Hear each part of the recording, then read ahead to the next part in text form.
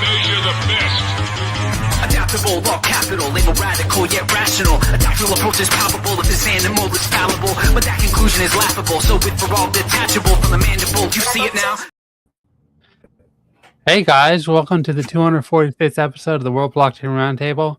Our hosts for today are Lisa Mighty Davis from the Mighty Layer, Greg, Zach, and I from the Greg from Rivet, and Zach and I, and obviously Greg from the world the Legacy Right. Legacy Right podcast. The Legacy Right's colonizing World Blockchain Roundtable today. It's basically Lisa holding out here. I love it. Well, I'm a fan of Legacy Right, so it's kind of all. Yep. Thank you. You guys are all inverse, right? This is pretty much all canon. There aren't even any retcons yet. There you go. We all need a mark, right? So don't miss Sunday for a special time. Still 5 p.m., but Sunday we will have Andy Coons on for the Legacy Right. That's so cool. Don't miss that one. I can't wait. It sounds like it's going to be a good time. Just a real quick update on World Blockchain Roundtable. Ownership tokens distribution from last week. Dependent Deep Dive was the episode, and each host from last week will receive 53 lot. Each topic contributor from last week will receive 66 lot. Last week's theme was nominated by Greg. He will receive 66 lot. And ownership tokens come with perpetual passive income, free edits, and governance votes.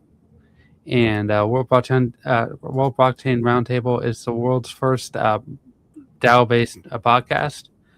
And it's kind of an interesting idea. And possibly only one. Have you guys ever gone looking for another one? So I don't think I found one before. I not seen one myself. Not saying the animal ain't out there, but we haven't seen it. It's rare field biology in shows. If you see another one, shout it out, because we could probably hook up with them and compare how cool we are by relative note. So it'd be fun to see how another community functioned, or to make the comparisons. I know we don't talk about Dragon Chain much on the show by rote, like that's kind of the policy, but I'm going to audible this one for a second and just point out that one of the coolest things about this approach isn't that it's a DAO, but it's that it's so simple to use, right? Like, it's not that anybody couldn't set up a DAO show, or that somebody hasn't and we don't know because the infrastructure is hidden from us because that's way too complicated for everybody involved, right? Maybe they're just sitting there going, hey, we totally built one. Well, this one's public facing, right? We don't need everybody to agree with how it works for it to work, which is pretty fantastic. And I just thought that would be worth pointing out. So anybody who wants to try this, there's a reason it works over here, and it's not because we're especially good at it. It's because it's so easy, anyone can do it. Yeah, and if they want to join, they can go be a part of the show by joining den.social and then go to the WBRT layer. So if the star in you is saying, hey, what if we did this? You should say, yeah, good idea, and then go sign up. Yeah, and be a part of it. That's true. Well, let's go ahead and talk about February's theme results real quick. First one, New Year, new blockchain. What are some of the best new blockchain projects for 2026? The second one is decentralized. I guess week 2 would be decentralized UBI, blockchain-based basic income, no government. The third one is opting out with blockchain.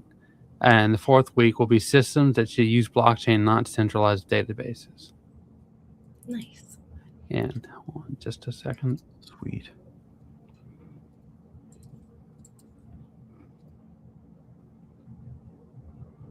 And I got the votes here if you want to pull it up real quick. Okay. And one vote for new blockchain. This is just basically what we read earlier. Okay. So the winning vote. Yeah. Cool. Yeah. That's cool. Let's see what some of the top ones are, just for fun. Okay. Yeah. He was just reading. Yeah, I had already read them in advance. My bad. Nice. Oh, okay. I see. Sorry, I was confused. So you're fine. Happens all the time. It's early. All right. Yeah. Oh, it's every day. If it's a day ending in day, then I'm going to be confused 1,000 times in it, and that's in a given second. Right. So. I'm just going to go ahead and refresh real quick because I had hit the back button there. And hold on just a second. The theme of the week for this week, and I just pulled up, is crypto and gaming in 2026, early or dead. And we have community questions here. So nice. Are we all ready to get into them? This is actually a better topic than people know. And I know secrets. I know secrets that people here would care about, but I can't tell you. Uh-oh. Secrets. They don't want to break confidentiality. confidentiality. Show. I don't want to spoil it. So this is like me wrapping a present for you right now and dangling it in front of your face. You guys are going to get something cool from us soon. That's why I suggested this, was that I really don't know anything about crypto and gaming, specifically with the gaming.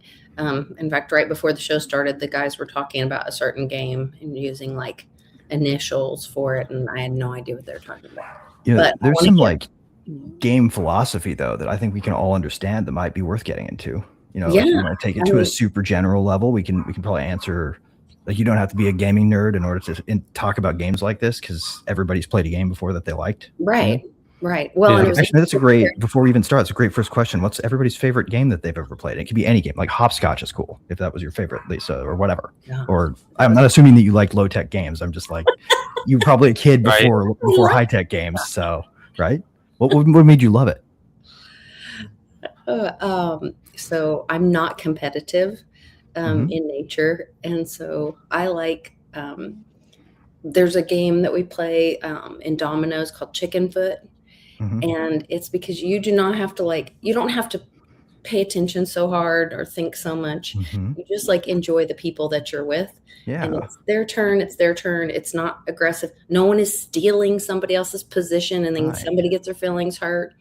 So it's not a game of temperature control learning for children. It's a game of play.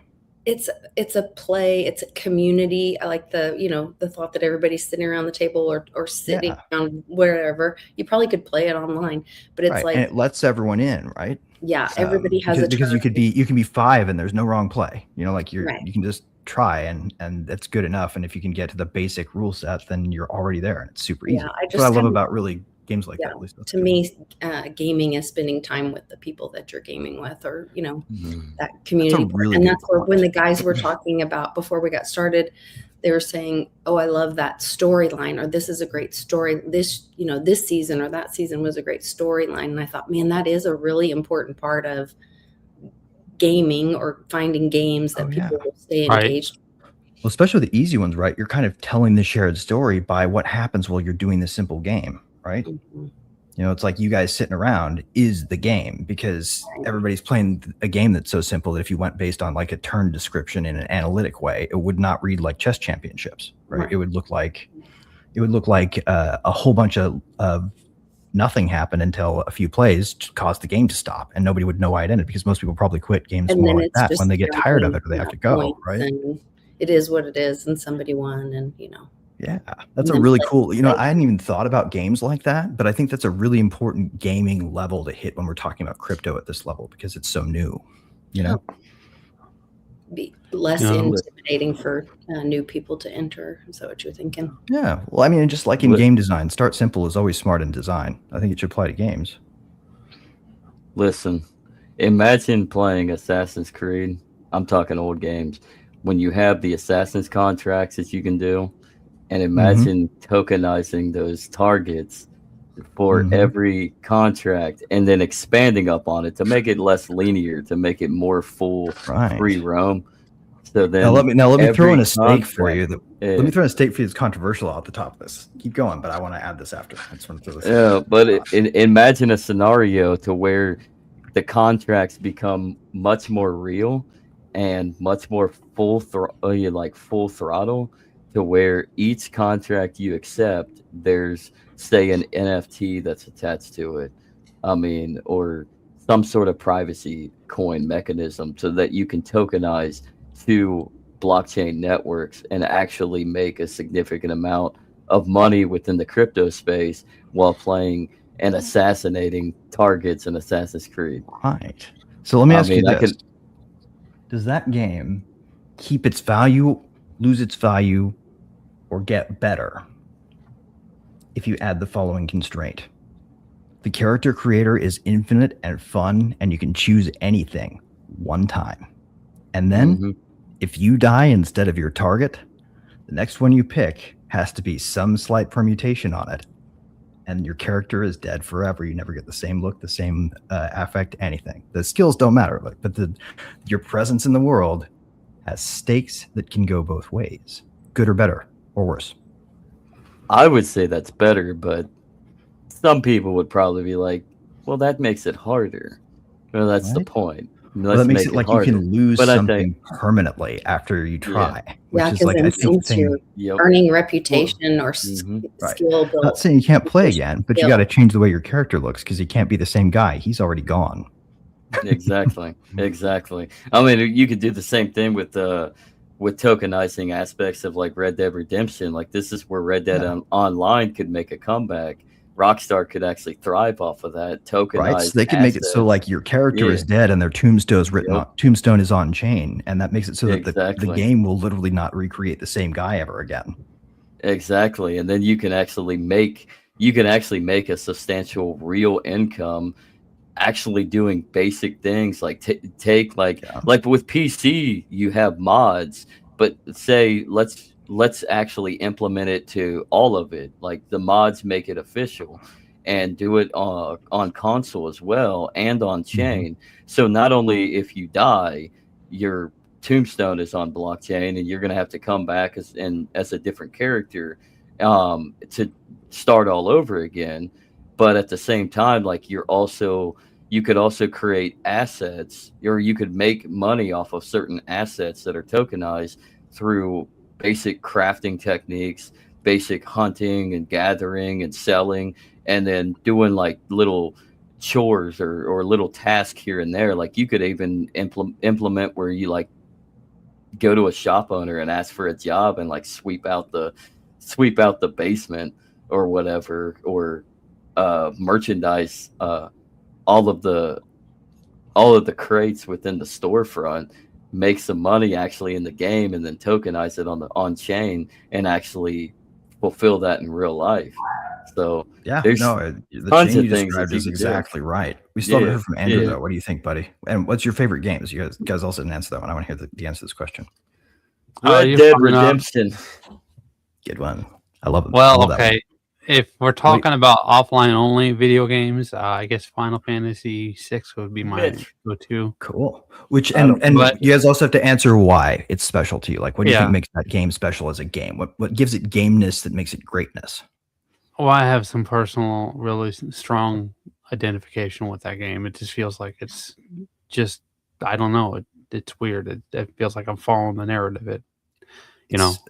Ineffable, right? You can't tell why you love it. You just know. Yeah. As for online games, I guess you could say, I know this is a really old game, but Midnight Club 2, I mean, it had some really good online content, and you could create your own, maps and stuff like that and play against other people on it. And I think that would be really kind of good and interesting in today's blockchain world, because you could create the maps, post it up, kind of like they do with Mario Maker.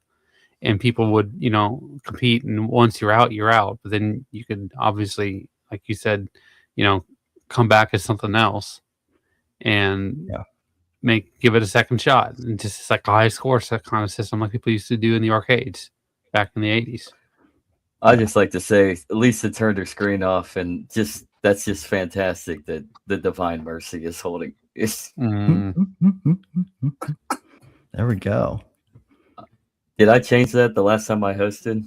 That's funny. No, I don't know how to change, or I didn't even think to change. No, it's a good thing. We don't need to change it. If anybody's offended by it, then you are not a free speech fan. I didn't. Right. I just needed to. There ought to be a law. I just thought that was funny because that's actually my image that I put in. I put in the image into AI and just said make it realistic looking, and then I think I ended up adding that as an avatar because I don't think there's an avatar for the actual host account. That is your fault. We should probably come up with a way to make JoJo part of the party there. I know that you're not supposed to do this, but I think this is a silly heresy. If you use it in the right spirit, you can actually make this cool, right? I feel like the JoJo Jesus would actually be pretty neat. if you used them in the right spirit. You know? Nice. There we go. There's some free speech for you. That's some free speech that will challenge some people. If you can't take that, you can't really say you're a free speech enthusiast. Well, I mean, also Silver is making dreams come true. That's some free speech for you. Yep. True. I was thinking about this. Sorry to sidebar that, guys. Keep going. It's all right. No, you know what to say. Once precious metals kind of reach this point, there's always a chance that the system comes crashing down. Ooh, Economy. That's a good game. That is a great game, Andrew. Economy is a fun game. Risk. Did Andrew ever do what his favorite game? Oh, yes. The football one or whatever. No, the Final Fantasy, right? Final Fantasy 6. Is that not a football game?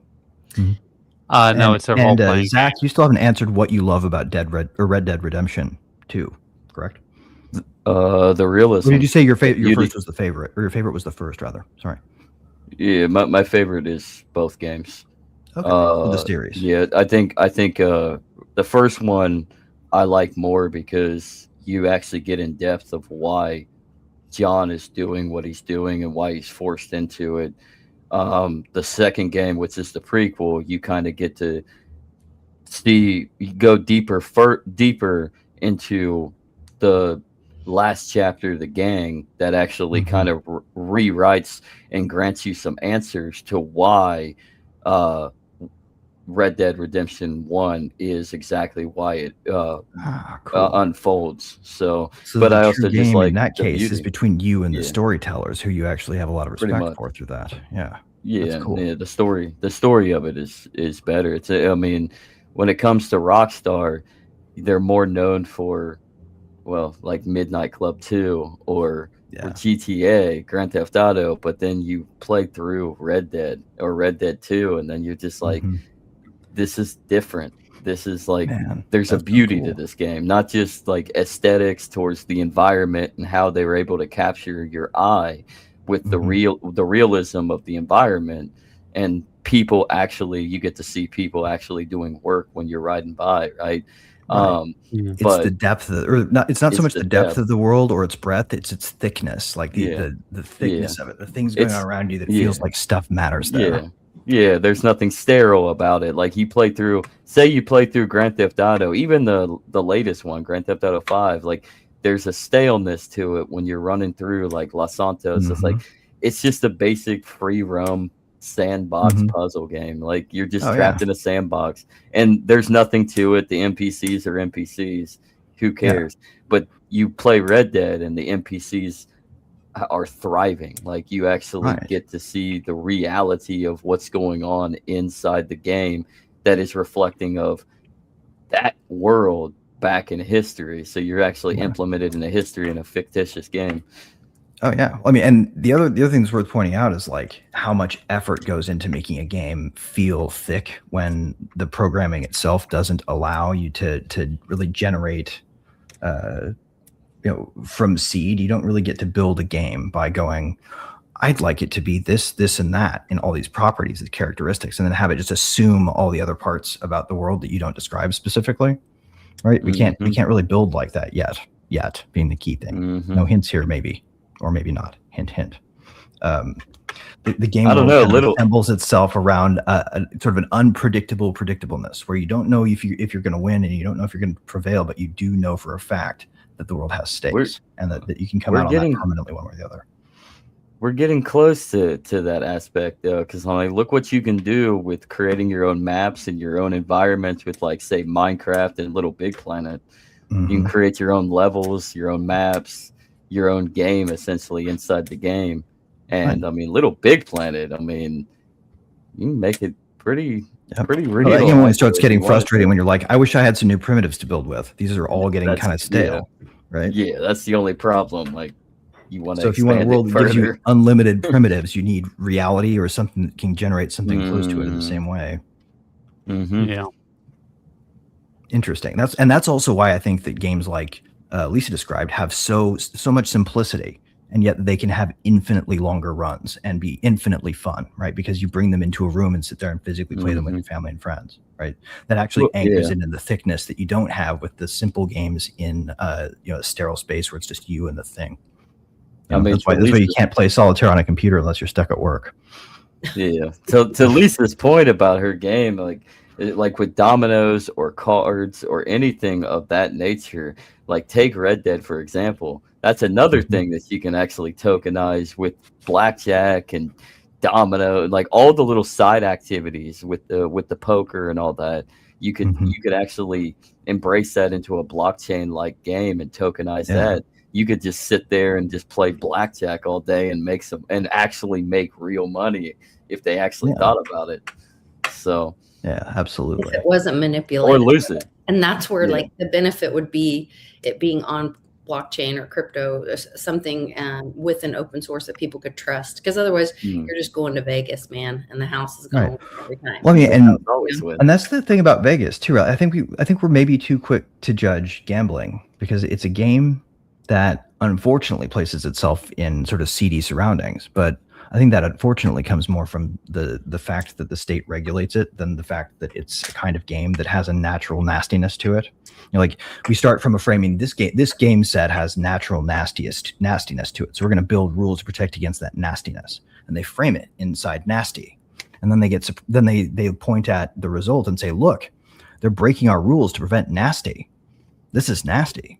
When they didn't stop to consider whether or not, had they not made the rule set, the game would have evolved a different way. Right. I wonder if casinos are more of an example of what happens when we create games with stakes and then try to regulate the possibility that people can experience real loss in a game with meaning. Well, as someone who works at a casino, I can give my perspective a little bit about this. People overdo it, and they think, "Oh, I'm going to throw out all the money in it at once, and I'm going to win." You got to go. And it costs $10 where I work to go on the boat and go out for a couple hours and come back. You spend $50, nothing more than that. You're not going to win every time, but eventually you're gonna have a better chance of coming out ahead. It's about controlling the amount of money that you're spending. Exactly. Because it's an entertainment budget. If you play winnings over time and sort of dollar cost average the chance, then over time you will leave more often with win than with loss if you have a little bit of luck. Yeah. Also, everybody, if you want a good time, $20 an hour with Andrew at the boat. Not $20. It's worth noting that you're forbidden from innovating on the slot machine too much. For a good time. Right? So the fact that the one-armed bandit feels so steely has to do steely and the thefty type of stuff. I was coining a verb out of an adverb out of I forget what I was trying to do to grammar. Let's just do to grammar what I'm going to do and let the chips fall where they may. Right. It steals from you is the impression you get because of the framing it's placed in. Don't joke about the one-armed bandit. Yeah. My mom had a freak out moment when I was a baby living down in Florida. The sheriff personally showed up to the door for the house that we were renting back then when my dad had a job there. Ironically enough, he had to go back to Cincinnati, and so he wasn't home. But he was in and out so much.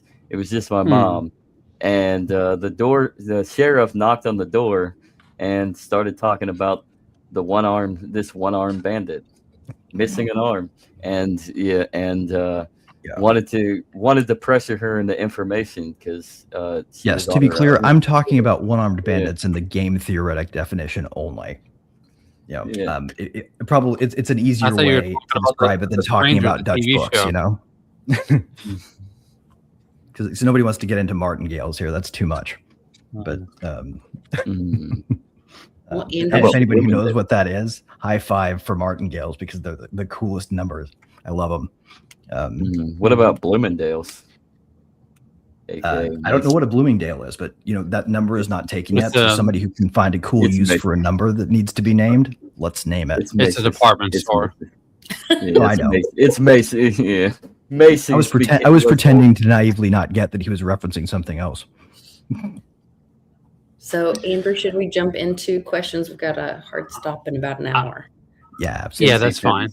Okay. There's just a few questions anyways, so let's go ahead and get through them real quick.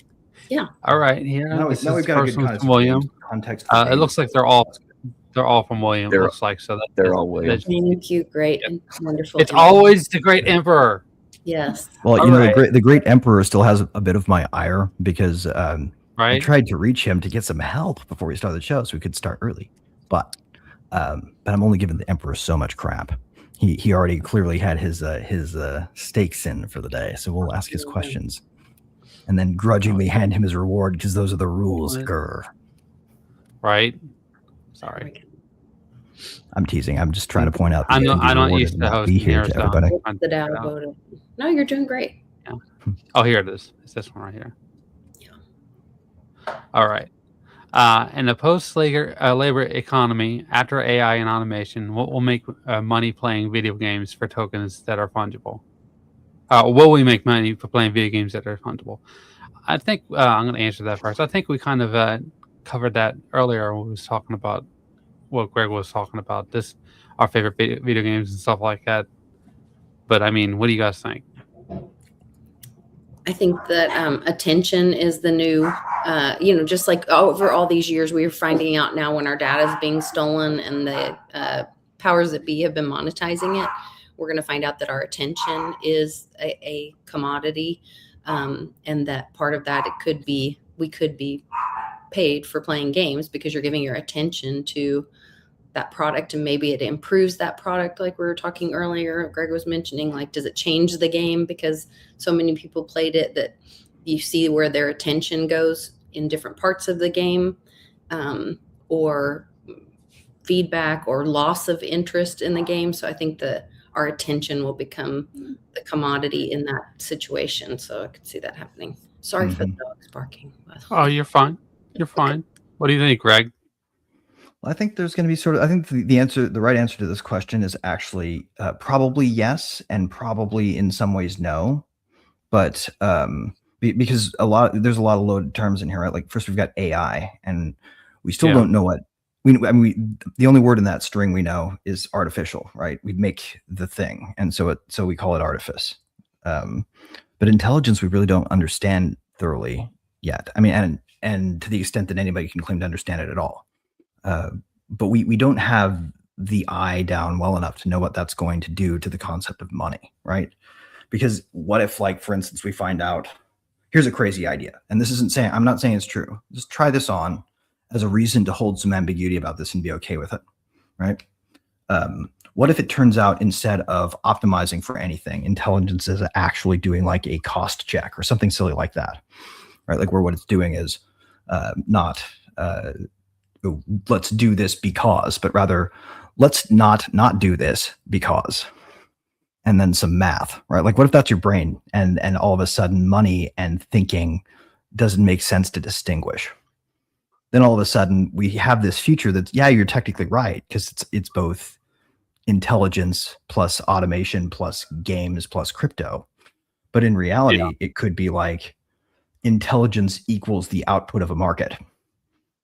You know, like if somehow down at the base layer, our brains are sitting there saying at the neuron level going, does this cost? Does this cost? Does this cost? Just over and over again, doing a balance check. Like if that's all they do, then it actually doesn't make sense to distinguish money from thought that's meaningful.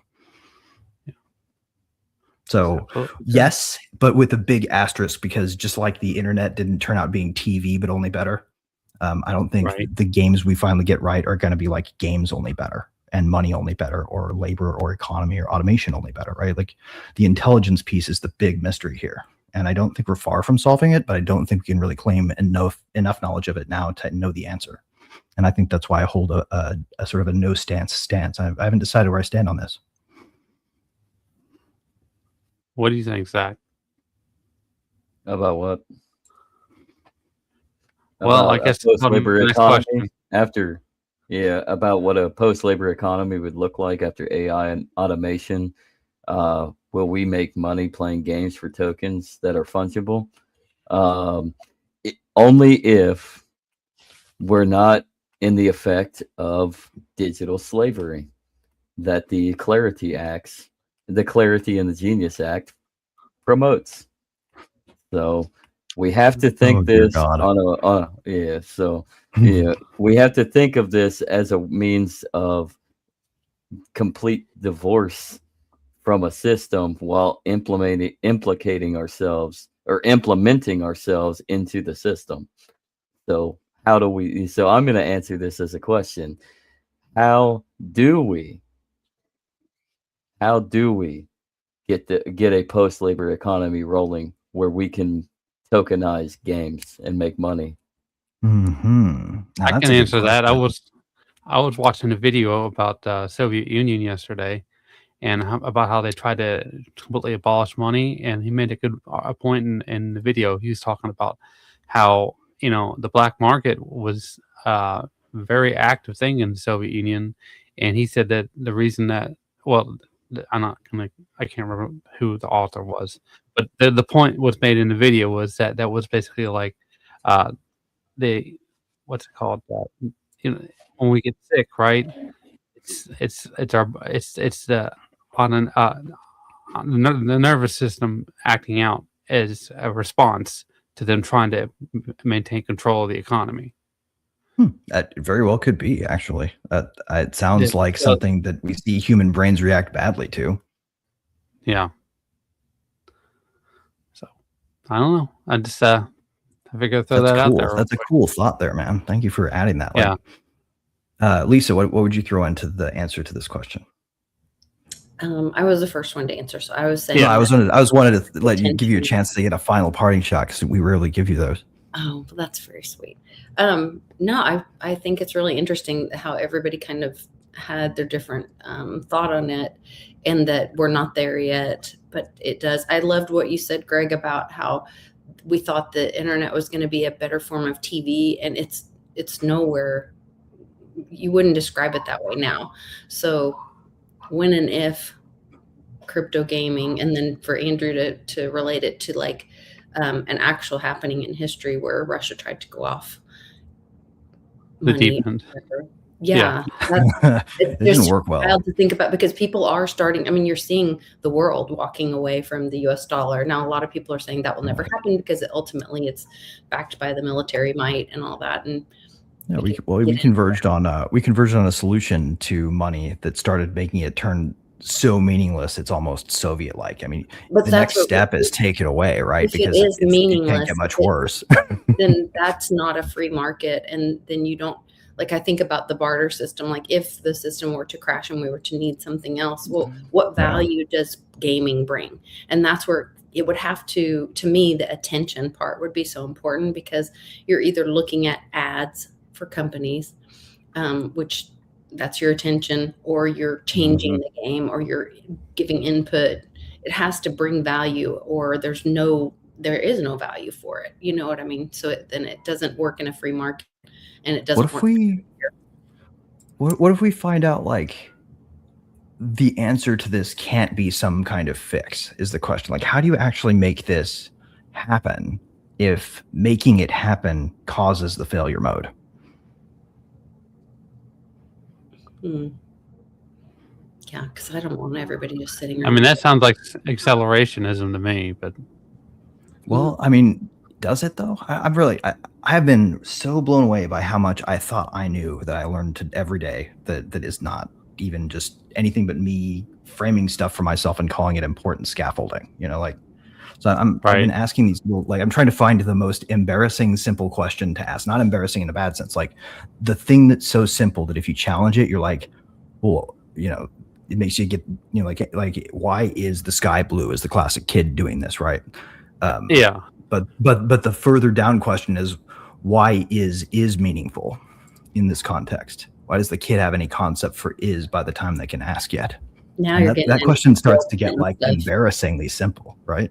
Yeah, that's the word. The answer to that one is because has meaning too. But that's the word salad that the Clintons have leaned on for years, and many other. Well, they've been mangling those words and kind of sucking the meaning out of them for their own ends. But they used to have simple meanings when it would anchor them to things. You got to make a statement and then go back and I don't know what I'm saying. I'm not saying anything particular. I'm just saying making a statement because I have no idea where I stand on this one. Yeah, no, you're fine. But in the gaming context, right, post-labor economy, I think the answer is we don't know, because that world looks so different from where we are right now. It's coming. We can say some things about it, but we can't say much about it yet without being there. And if we say too much about it, we might shape it the wrong way, and get ourselves a new set of problems that makes it not quite work like we hoped. Well, here's the thing we could either have a post-labor style economy, post-scarcity level style of post-labor economy with AI and automation that looks like China, that ends up making large, vast wastelands of other nations that are similar in North Korea, or we could end up recreating the myth. Yeah, or we recreate the mythos of Atlantis. Here's the question then. I kind of want to invert the question. I want to say, what does it not look like to get there? Like, how do we not get there? Where are all the failure paths, and why is it that they're for sure now not going to work to get us there? What do we know? Or what do we think we know enough to say, like, at least it's close enough? I think I can answer that directly. I was watching a video the other day from Nomad Capitalist, and he was talking about how jealousy festers law, and I thought that was a very accurate description of what the situation is in today's. Sorry, I didn't quite hear the second word. What'd you say? Jealousy festers law. Jealousy festers law. That's a good statement. Yeah. Wow. Go on. I just wanted. That's not the exact quote, but that was basically context of what. Please go ahead. I wasn't meaning to interrupt you, to stop you. I just wanted to know what you said. No, you're fine. And I think that's where you find yourself in today's day and age. Is there's so many jealous people that you're just totally losing, a sense of what normal is because they keep changing the law in order to answer the jealousy. Right. So, like, editing the framework is a bad idea, is what you're saying. At least in one case, we know editing the framework doesn't get you anywhere. It just gets you trouble. Yeah. Is that the only case, though? It's now the next question. It runs to collapse. Messing with the question, or messing with the framework. Have we seen that happen before? Yeah. I mean, I don't know. I'm just asking the question. I'm going to leave it out in the room. Yeah. I mean, in a way, you could say that's what happened in the Soviet Union. Or like South Africa had some chaos, as I recall. Like we can just have a general, wet finger in the air chaos barometer now. We can probably point to a system where somebody messed with the system after it was already running. Yeah. Well, we ready to get to the next question? Yeah. I hope that was clear as mud for everybody. I didn't mean to take it philosophically that far. That's just where it went. That's all right. Okay, question. Oh, I'm not apologizing. I'm just pointing out the ground around me. It's all right, man. Why didn't token earnings sorry. Go, Zach. I said, without reason, you are retarded. We must have reason. No. Well, we're still retarded, though. How about maybe with absolute reason and with absolute irreason, we are all retarded. Dangerously retarded. Go on, Andrew. Why didn't token earnings in games become more mainstream? Back in the day, it's sad that, it is sad, or said, I guess, typo. The Xbox and PlayStation didn't add token of rewards that were fungible or valuable outside of the actual game. Was this a missed opportunity, or did the SCCE and the government, Zionist occupied government, kill this growth? He meant sad. Yeah, it is sad that Xbox and PlayStation didn't add token rewards. It is sad.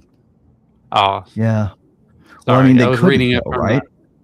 Yeah. That's the thing that bugs me about it is how we went in and we tried to do this thing, and we had like one shot to just sort of shove it through the door and make them deal with the fact that this is now the world, right?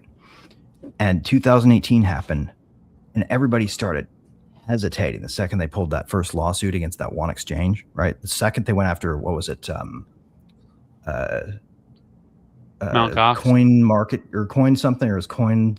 I forget who they went after first. We were watching close because at the time I was running Open Relay, not Rivet. We're still Open Relay LLC doing business as Rivet because we got out of that line of business. The regulators scared us away.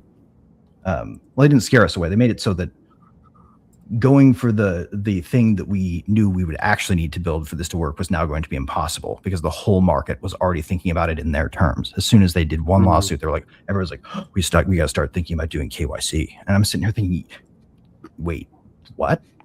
Frame shift? I thought crypto didn't need that, because it still runs without it. We just added it on and then said it was necessary.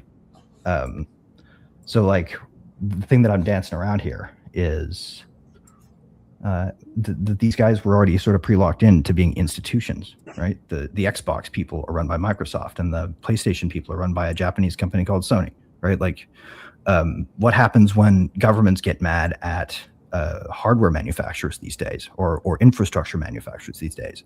They didn't want over at Microsoft and over at Sony to send their CEO to the Roman storm chair, did they?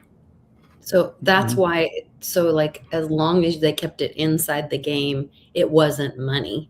Because I think about, like, my son plays the Xbox thing, and he gets gift cards, which is money put on a card to be a token then. Yeah. And then he can gift people things that he bought with that money or token, and that is exchanging. It's an exchange. It's a medium exchange, but they've complicated the definition of money so much that they can weasel out of it and say this isn't quite money because it stays on that platform. Right, it's contained. And how is crypto different from that? Right, as soon as it voluntarily ring-fenced, it became cereal box prizes, not tokens. Right. Yeah.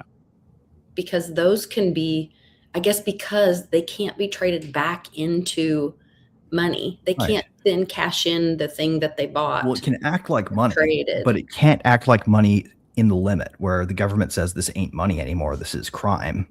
And the people running it go, well, I guess you guys have the guns, so okay, we're not gonna let crime happen. So we have to stop some instances of money, right? Like, and all those instances are the ones that leak out into the world because they wish the economy to encourage things that aren't playing that game. They don't want a world where cereal box prices are so rewarding that all the rest of the crap they make us suffer is actually insufferable enough to make us quit and go just do cereal boxes, right? Like, yeah, but even cereal boxes could be money. I mean, when I think about, we did a lot of intercity ministry, and at the beginning, we made a lot of really big mistakes. We thought we were helping by giving gift cards for grocery store. Gift cards to families. Well, then we turn around after being there and staying engaged with the community for months and years later, you find out that those gift cards were being spent for things like sexual favors in the parking lot, and so anything direct to services, barter, misused, and in that barter system. And I guess that's where I was saying, like, with the gaming thing, I'm guessing that's how they're not being attacked by SEC and all of the powers that be, is because they say, well, you can't then give me your super. Because the second, and I'm going because to the second it stops being part of your trophy case in the game world and part of your trophy case in the out here world, it starts to feel like you've got stakes. The reality is they could, like, a person on a game could gift someone a weapon or a skirt or whatever, I don't know, outfit, skin, hat, and then, but they could be giving them cash IRL for that, and the game would never know about it, and so thus the game is. But the only thing you're not allowed to do, according to the government, is give the game negative stakes, right? There's supposed to be a safety net to catch you if you lose, and you lose nothing, right? That's why they permit that, because there's a floor where it says you can win and those are yours. Those prizes can be in your trophy room. But if you lose, no big, reset, try again. The world's still the same. Nothing changed. You didn't really lose at all. Pretty trippy. Mario has 6 lives. You were able to gain access to 6 lives. Use them wisely. That's how I look at it. If you turn the machine on and off again, right? What if the machine doesn't change that number when you turn it back on and off, right? Like no resetting gets you your shit back if you lose it all. Wouldn't that be wild? Well, then maybe the SEC Yeah. would come after you for that, for just that. But if that were just fun and trivial, it wouldn't feel like gambling. It would just feel like stakes. It would be reputation earning. Yeah. Yeah. Or like Yeah, this that's- time in this game around, you can't erase from the scoreboard the top leader because this game has one winner, right? Even that is stakes that you can't build unless you make it so that somebody can lose permanently. No, that's actually the negative effect, right? I mean, the fact that there's no reputation on the line, so it can be regulated to hell and back to the point because where they nobody can will have any ensure. stakes in what they take away if there's nothing Yeah. that you can't take away and still have it Yeah. be equal. Yeah. I mean, that's pretty much how like the gambling industry is regulated anymore. The state regulates for you to continuously lose while winning effectively, not really winning, but you think you're winning because you can still take out all these loans. In reality, you're just indebted to the casino, to the casino really, if you bank. want to win casino, the goal is to keep playing for as many turns as possible because one of those is going to be law of large numbers huge. Well, yeah. But do you actually win though in the casino when you put strategizing in so much survival money? towards the law of large numbers isn't in itself the game, really. Well, I mean, true. But then at the same time, like when you're putting in like 20,000 lards indebted to yourself and you lose 20,000 lards, but then you end up finally winning and it's 30,000, you made it back, but but if you spend so much, you didn't finance the randomly large win. Like you have to play for long enough to win that big. Given the like, if you add up the possible max loss all the way to the end point, right, and then you go, this is as big as the jackpot I need to hit. What are my odds? And then turn your odds into how many tries would it take to make that completely inevitable. So you twice as many as the basic odds. If you really want to be sure, you have to jam it. Well, I think that my issue is it's played on the predatory aspect that most people don't understand the odds. Right. So and the predatory aspect of that is the government makes you quote the odds a certain way. Yeah. Yeah. Right. It's according to their frame or no, it's our way or the highway. You can't hide it in game dynamics and make it intuitive. You have to put it up front in numbers that nobody can math on the front side. And then make it illegal for people who are actually good at that kind of math in their heads to play, which is actually what they do. So to answer your question there, William, was this a missed opportunity or did the SEC and government kill this growth? I vote the latter. It wasn't a missed opportunity because I don't think there was an opportunity because of the regulations of the SEC. So I think it was just a way to it was a fear mechanism to understand that there is no opportunity when the SEC is there to kill growth. Oh, excuse me, YouTube. Unalive growth. Unalive. I mean, I can agree with that, and the fact that governments utilize fear as a scare tactic every day, right? I think the opportunity is there if you had the right audience. Obviously, these are video gamers, so they're kind of they don't go with the fear; they go against the fear. They're all about adventure and having fun, and that's what they do. Xbox and PlayStation, they have what's it called, achievements, right? I could see using that kind of framework, and maybe pulling out what people did back in the day with Bitcoin, where they had the physical crypto coins. Yeah, where you would scan a QR code. Yeah, you would use that framework for the achievements, and as a reward, you would get one of those crypto like equivalent coins. But true, it said you've unlocked this, and now it's actually worth something. Yeah. Well, I mean, I think it depends on what you anchor it to, which was actually the next point that I wanted to touch on this here, and before we move on, if you guys don't mind. Yeah, I think this one's worth it. So you ever play any game where the game is like a creative game and you could build something and show it off online if you get something really cool figured out? Like my example here is that Minecraft or Roblox or like No Man's Sky, when you build the new ships that you can build, like there are two win conditions and one of them is satisfying and one of them is not. More than once, right? The satisfying one is I came up with the cool design first and got it online first, and now this is my design, right? That's everybody's game when you're building something cool. Is like, what should I build that will actually wow the audience?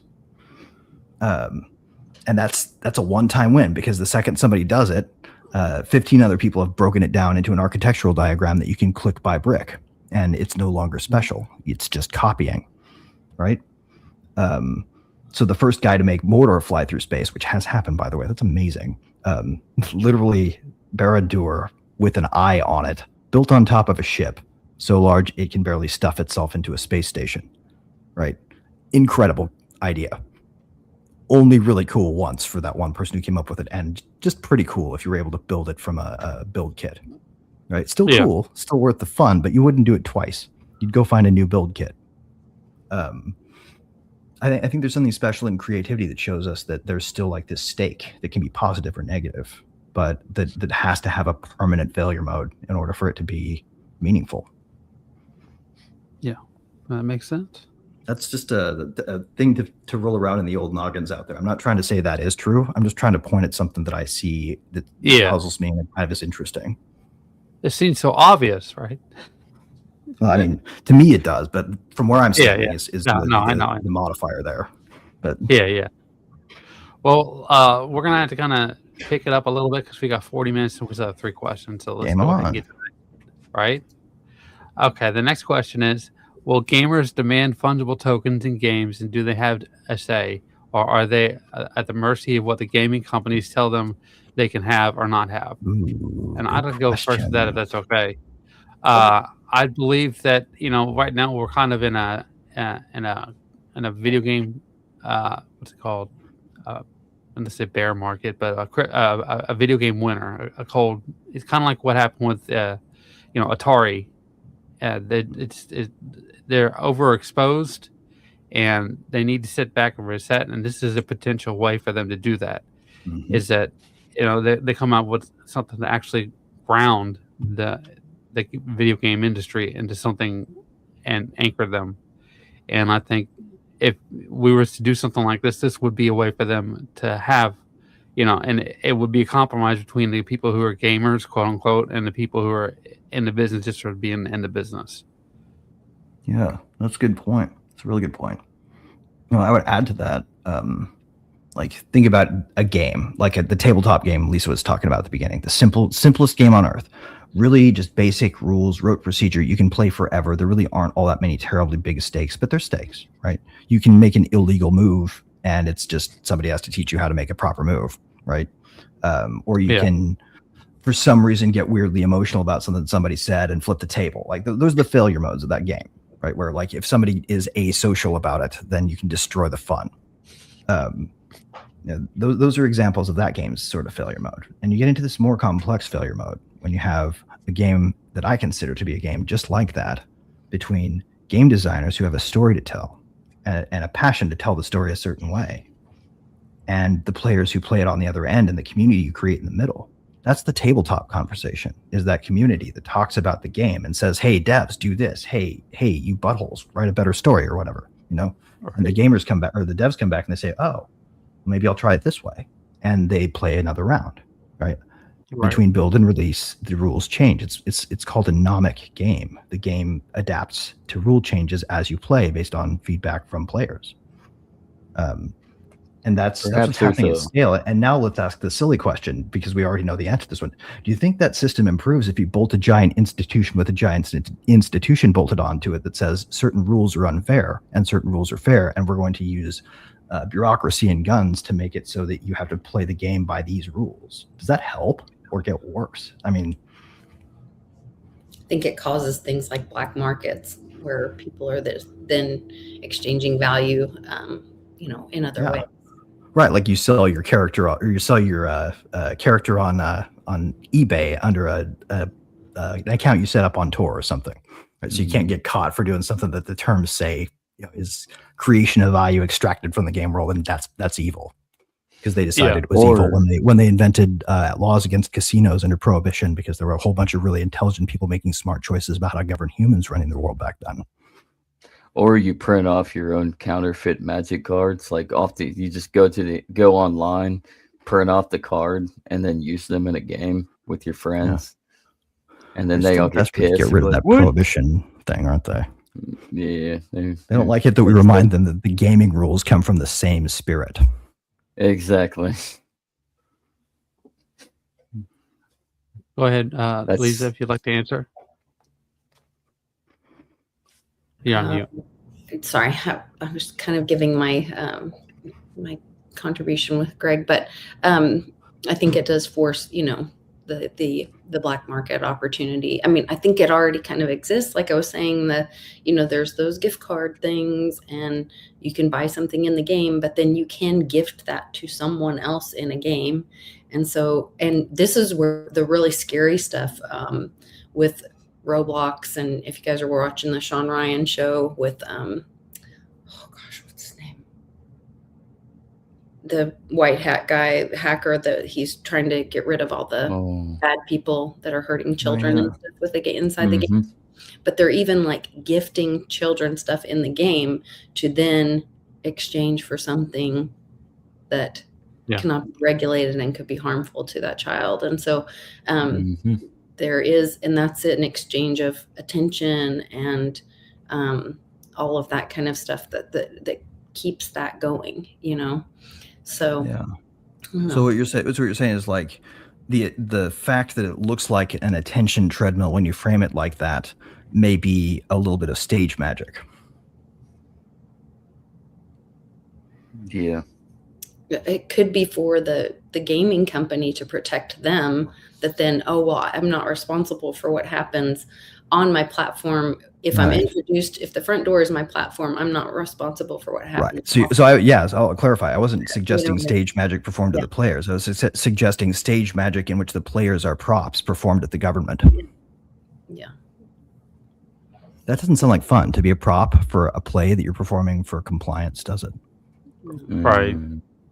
What do you think, Zach? Or not you're performing, rather the other people are performing with you as a tool of stagecraft. Look at these players. They're doing this. The rules work. Blah, blah, blah. But they don't work because people are being harmed by it. There is the loss. And that's where, then where is the SEC or CFTC or whoever is supposed to be? You know what I mean? They're only worried about not being blamed. So it's really kind of like you can tell you're being stage magicked as a sort of like you're the rabbit in the hat instead of the person who is watching the show. If you look around at what you can see of it and you have no idea why anybody's clapping when they are. Like if it doesn't make sense when they're applauding or they're booing because of how they're thinking about it, and you're sitting here going, but I don't care about you getting your hands in my game and stopping it from being like that for me at all. Who's talking here? Who are you talking to?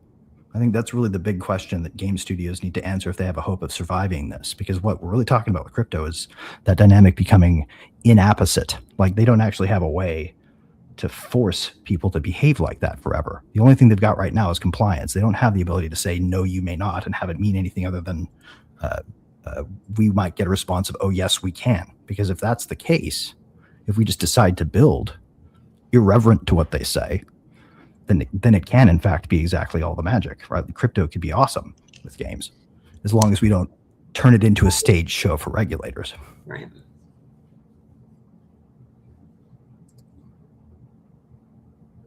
Zach? That's my 2 cents. That's exactly where I stand. So I don't have anything more to add to it. I already answered. Let's move on. All right.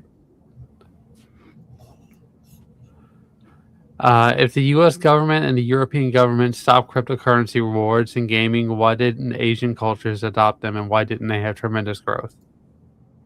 That's because Asia's retarded.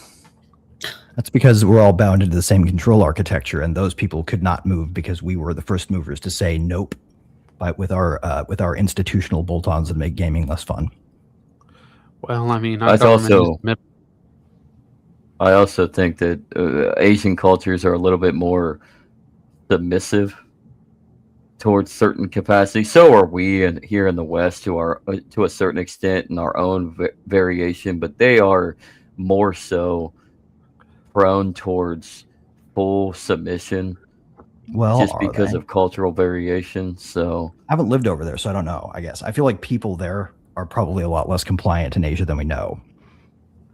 I don't agree, because I think because it was a lot easier for the arm of communism to put its thumb into and rake the eye of China and much of the East, or the interventions of the American Empire to uh, recycle Japan, or resuscitate Japan into the American uh, idea. Well, I mean, didn't we kind of make a big statement to Asia about how we should follow, or how they should follow the rules and not mess with what we want even a little bit? One point in time, I feel like there was this event in 1945 where we did a thing, and all of a sudden Asia got a really visible message. Well, yeah. For us and our influence over in Asia, we kind of we dropped the bomb twice. Literally, that's where the whole freaking meme comes from, right? The explosion communicated itself to China visibly, literally. Mm-hmm. You know, but then at the same time, I mean, specifically with China and its culture, I think appropriates. It leans towards the appropriation of more submission to authority, whether it's familial or on the outer realm within the state and the emperor, etc. And that's why communism has expanded further. I agree with one quibble, really. And my quibble is that our influence did not structure it because of Tennessee Valley Authority type tie-ins to the first socialist revolution in Russia, and the special relationship between Russia and its satellites that we sort of pressured them into by treating it like an us versus them proxy war for ideological control for Earth. We may have pushed them into the stance of, we need to have a balance with these people to make sense in their terms. And that's all you need to force a policy to behave a certain way. That's my stance. I mean, I don't know if I'm right, but that's kind of where I'm sitting right now. I'm willing to change this because I'm really uncertain, but that's where I look. That's how I look at it when I see it. And that's what I think. Lisa? Geopolitics. I don't think it's assumed that Asia does everything opposite of the West. And especially in fact that if we're talking about creating crypto into gaming and then making it some kind of form of money or holding value, you have to remember that the powers that be, the central banks, are all over the world. And so that would be my Who did the first one of those? Like, who built the model for the central bank? Do you guys remember? Likely it's the central banking that's pushing back on the ability for cryptos and gaming to have any kind of monetary value or equivalent of. Well, I guess I'll combine a little bit of everybody's answer here. I mean, you think Asia, right? The Japanese government is a vassal state of the United States only because they have, the same kind of financial system we have, which is built around the Federal Reserve, right? And the Federal Reserve was the first most recent central bank. And they outsourced their framework to the International Monetary Fund, which brought everybody else onto the same page. So really, there's no authentic originality in any of these countries because we're all under the same roof of the same system. It's just a different nuance. So it propagates by sort of mass of ability to force action, is what you're saying. That's why they'll look at it and just like it works over there, so we should try copying it, and that's how it starts. But then it snowballs. It's mercantilism. It's mercantilism, and it's also Adam Smith's treatise in Wealth of Nations. Is exactly we're all interconnected globally through a market system that transfers both idea, influence, and product amongst each other. So it's services, goods, and ideology. Yeah. Oh, that's all good points, guys. Holy shit! This show just got broad and deep, didn't it? And that's why we're all in such financial strain, is because we're all, like I said, we're all under the same framework. We're under the same. We're speaking the same language, and it's a language of debt. Which is I can feel that in my chest when you say that, man. Like, it's one of those things you don't need to know the meaning of the words to know that you're right. Yeah. Which goes off of the fact that socialism is the implication of why capitalism began, which is the administrative the administration of debt in the hands of a few who control the capital and make the world go around. Yep. They're all Yeah. interlinked. The sort of basic example is it's just a tax system that pays a credit card down, and then the credit card is repurchased up by bondholders who use the credit card how they want. Yeah. So mutual insurance. Yeah, it's socialized cost and externalized losses. Capitalism. I look at it this way: like capitalism is exactly that. It's socialism for the rich as an insurance system, a private public insurance system, to socialism where the people are presented as collateral and assets. They're all intertwined, and the capitalist societies need the socialist societies, and the socialist societies need the capitalist societies. We need a word for this. It needs to be like appropriately recognition of the fact that nothing in it tastes good or is interesting in particular at scale, right? Like we should call it procedural. Words. Like in games, they call it procedural oatmeal. I like to call it procedural gruel because it's grosser, but it's the same thing. There's 3 words for this: fake, gay, and retarded. Yes. Everything's we need a 5th dimension. Everything's fake, gay, and retarded. Fake, gay, and retarded over time. There we go. Yeah, a full 4-dimensional field theory of retardation. We got 22 minutes. Let's get to the last question real quick. Okay, cool. Then we can shove some current events into a crick soundbite. Hello. Yeah, right. Did I just fall into that by accident or what? Clip this. We were talking about Asia, and that is a really ugly trope to some people that I think is horribly funny when they react to it badly. Are you implying it's Opegangu style? I'm trying to say that it's a joke, and that nobody can make me not believe that. Okay, here's the last question: can token rewards in gaming that work outside of the actual game be done without blockchain? Yes, they already are. Okay. As to my examples I've given before, like my son saying, like I can buy him a V-Bucks card, and then he can buy a skin thing or a whatever and give it to his friend in the game. That already happens without blockchain, and it is outside. And his friend could give him, or he could give his friend that skin or whatever, and then that his friend goes, okay, now you can ride my electric scooter for 30 minutes because you gave me something in the game. So that already exists. They just aren't liable, responsible for what happens off. Right. Platform. Yeah, it can happen. Definitely, for sure. You're right. Yeah, I promise you it does. Zach, you want to go next? Yeah, the piggyback off of what Lisa says, because it already happens. Now imagine implementing blockchain. So now that it's on chain, you can actually register it, and you know that it happened. So now there's no, well, you didn't give me this or you didn't give me that. And so now you can actually expand on that voluntary mutual relationship with each other and reflect it onto the chain. Right. So, well, that's my piece. I would say this: the blockchain isn't carrying value out of a game, right? It doesn't know about games, right? It is a machine that does one simple procedure over and over and over, and it just doesn't care if it's done right. Like if it does care, if there's a gaming exception built in, then the more interesting question is what can it not do in that respect, and who made it that way on purpose, and where do we write a letter to tell them to stop? But the question of what can it do, right? Can it be done without? Of course, right? We've done it all the time. We've already heard 5 good examples, at least, probably more. But if you think about what it can't do as it presently is, then you get an answer that's more stark. Well, where are you not allowed to do this, and how does it not work? Well, it involves bureaucrats and men with guns who help them enforce it if you don't submit the paperwork before the paperwork submits to you, right? So the question then becomes, what must happen if we allow this, right? Like if we let go of control here, what can happen?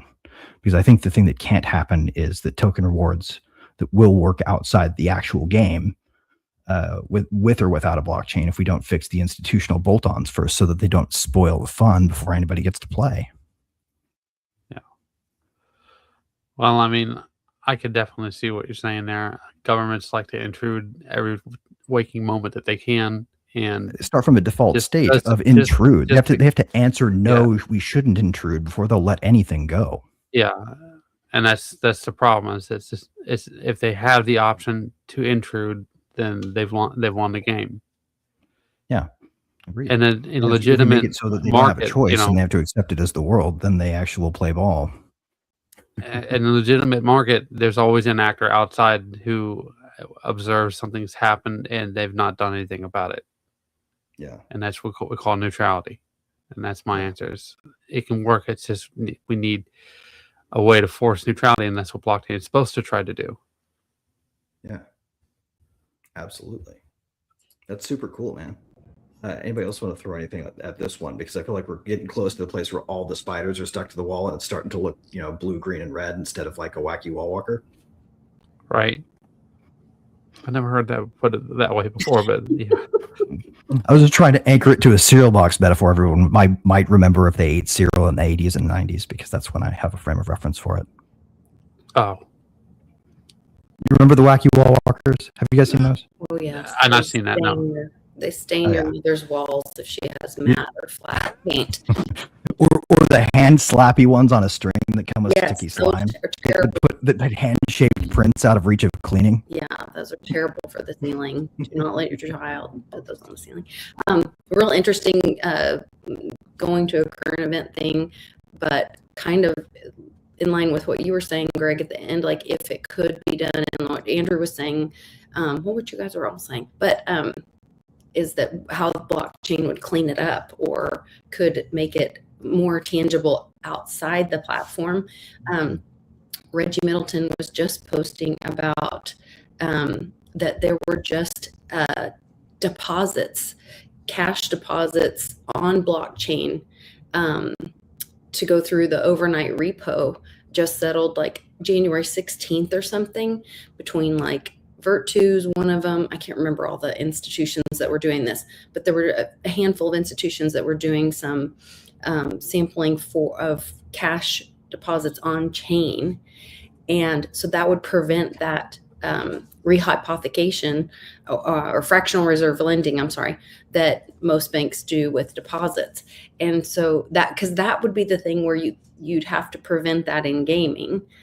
Because you can't have them then, like Greg said on the one, well, once you create it once, then people make copies, and then it devalues that. So if it's on chain, then there's only the one, and it can't be devalued because it can be identified as that one.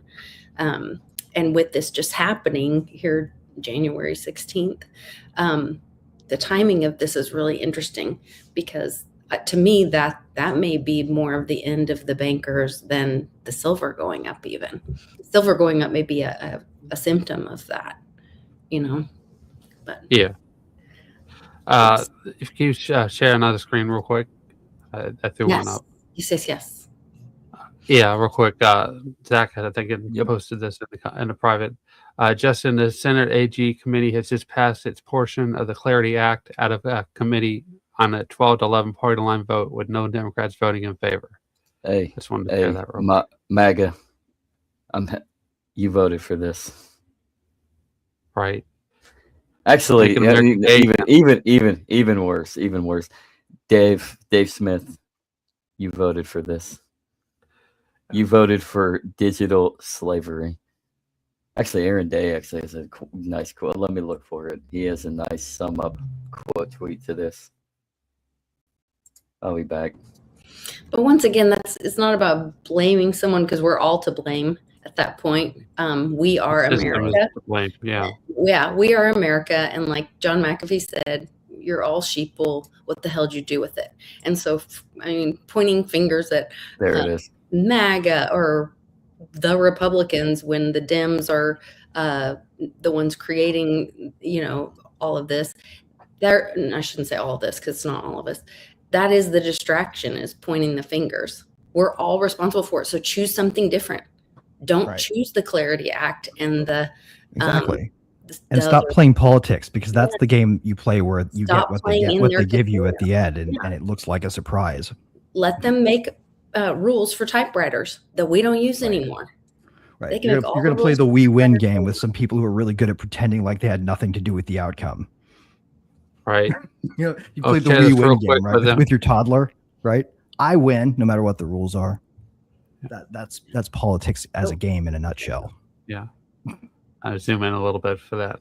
I would vote a strong no on this bill. Republicans deserve to lose the primaries over genius clarity and the ongoing war on crypto, with our crypto prisoners like Ian Freeman, Roman Storm, and Keenan Rodriguez and William Smith in prison or awaiting sentencing. You didn't vote for crypto, you voted for digital slavery, and it didn't even know the difference. Yeah, I guess that's my point, is that I don't think the Republicans or the Dems have the answer, and we're seeing. Well, that. I mean, Yep. they're always speaking the same language, they're speaking the dollar. The dollar, the lobbyist dollar, of what told them to say, and maybe that's why that little penguin. Did you guys see? Did you see the viral penguin thing, and then all the things were doing posting all the little penguins, and they're talking about the nihilist penguin. Nihilist, yeah. And maybe we all need to be that penguin. Right. Walk away. I think we need to have 2 new acts proposed in Congress to compete, so there's a fair game here, so at least we can have a chance to have a different outcome. I propose we call them the Moron Act and the Obscure Act, because in politics it's like what's the Jim Cramer effect, right? I'm just saying we need a Jim Cramer index for every law so that we can have the Moron and Obscure Act. The acronyms mean the opposite of what the law does. Yeah. Like if we made those the names of it, it might actually work out. I just think we need to reenact for real this time the years between 1942 and 1945. That doesn't sound very fun. I didn't like any of the implications of those years. Not the war part either. I just want to keep playing World War III on what's called the internet. That's the game board. World War III is called information. It is. We are in an information war.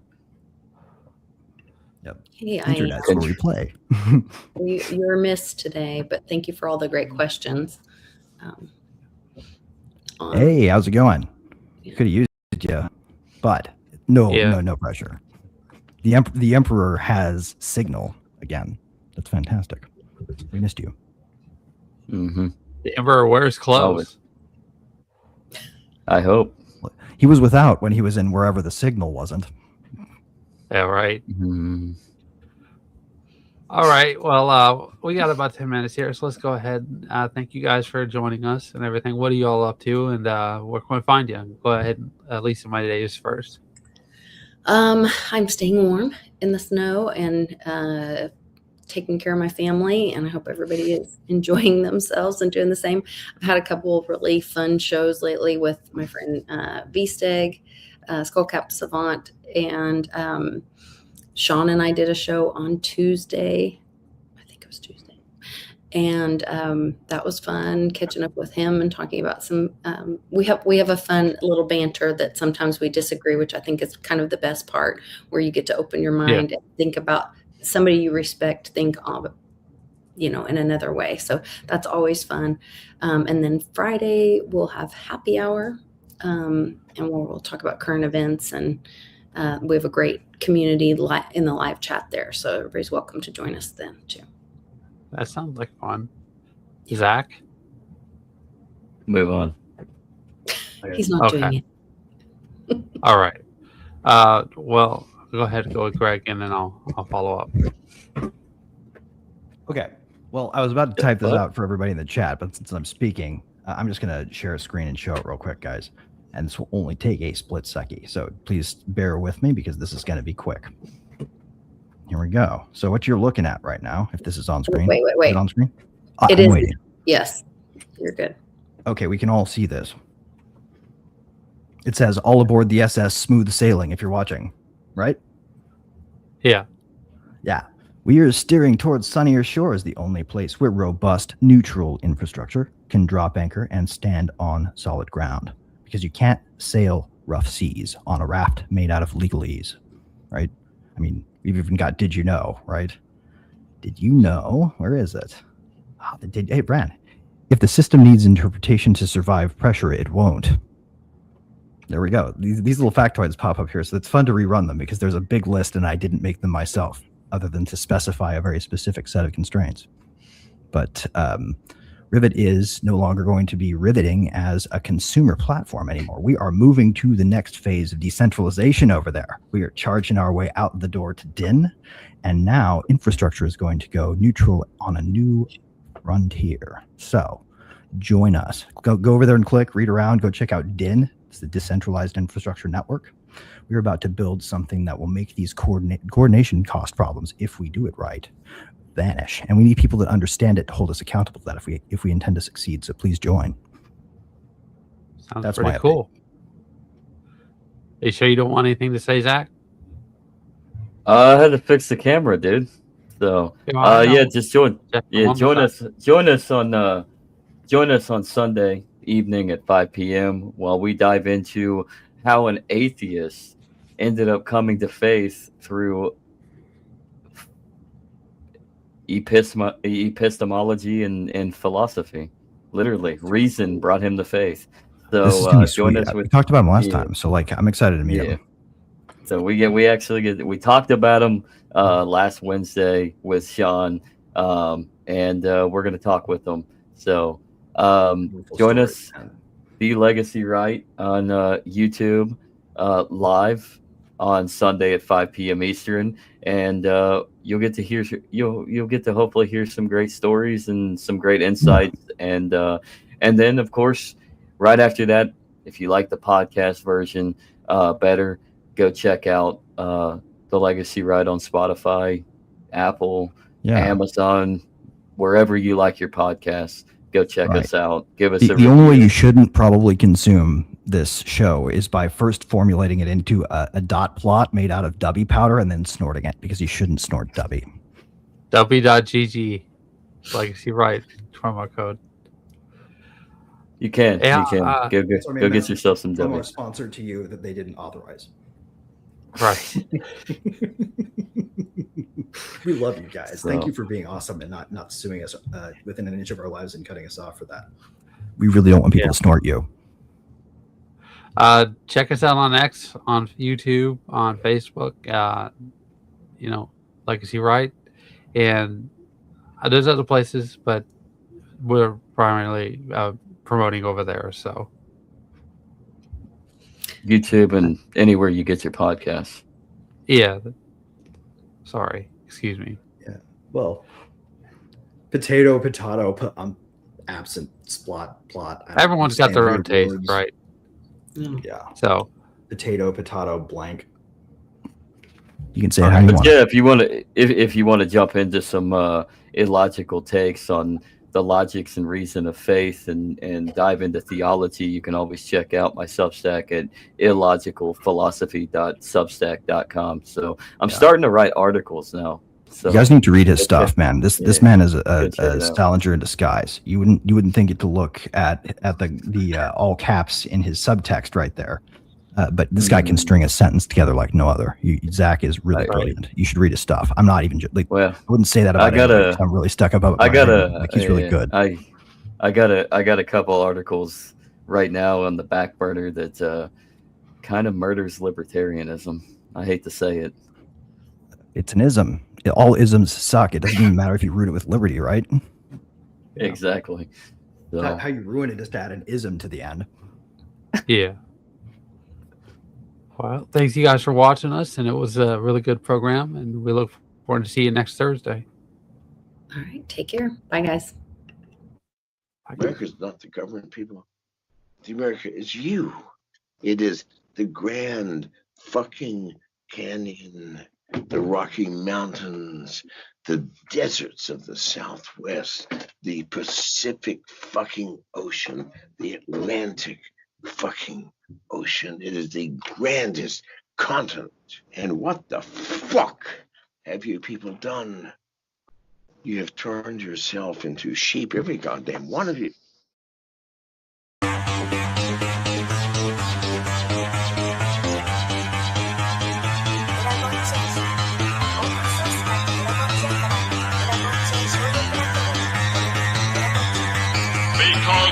struggle will serve to organize and measure the best. Adaptable, all capital, label radical yet rational. A tactical approach is palpable if this animal is fallible, but that conclusion is laughable. So with for all detachable from the mandible, you see it now.